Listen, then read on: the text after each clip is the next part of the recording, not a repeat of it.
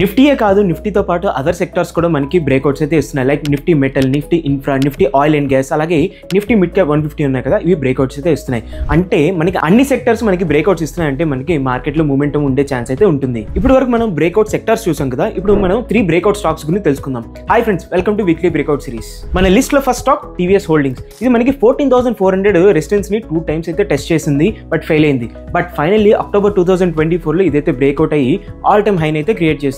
But ఇది మనకి 14,100 కన్నా తక్కువ వస్తే మాత్రం ఇన్వాలిడ్ అయిపోతుంది. ఈ లిస్ట్ లో నెక్స్ట్ స్టాక్ జిఎంఆర్ ఎయిర్పోర్ట్. ఈ స్టాక్ మనం చూసుకుంటే జూలై 2024 లో మనకి ఆల్ టైమ్ హై అయితే క్రియేట్ చేసింది. దాని తర్వాత రేంజ్ బౌండ్ లో అయితే ఉండిపోయింది. అండ్ మనకి ఫిబ్రవరి 2025 నుంచి ర్యాలీ అయితే స్టార్ట్ అయింది.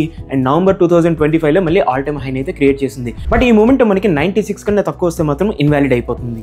ఈ లిస్ట్ లో లాస్ట్ స్టాక్ చూసుకుంటే Mahindra and Mahindra financial services. ఈ స్టాక్ మనం చూసుకుంటే జూలై 2023 తర్వాత మనకి 335 ఫిగర్ అయితే క్రాస్ అవ్వలేదు, దానికన్నా లోనే ట్రేడ్ అవుతుంది. అండ్ ఫైనల్లీ ఇప్పుడు బ్రేక్అవుట్ ఇచ్చి ఆల్ టైమ్ హై అయితే క్రియేట్ చేసింది. బట్ ఇది మనకి 330 కన్నా కిందకి వస్తే మాత్రం ఇన్వాలిడ్ అయిపోతుంది. సో గైస్, మీరు ట్రాక్ చేస్తున్న బ్రేక్అవుట్ స్టాక్స్ ఏంటి కింద కామెంట్స్ లో చెప్పండి. అలాగే వీడియోని మీ ఫ్రెండ్స్ అండ్ ఫ్యామిలీతో షేర్ చేసేయండి.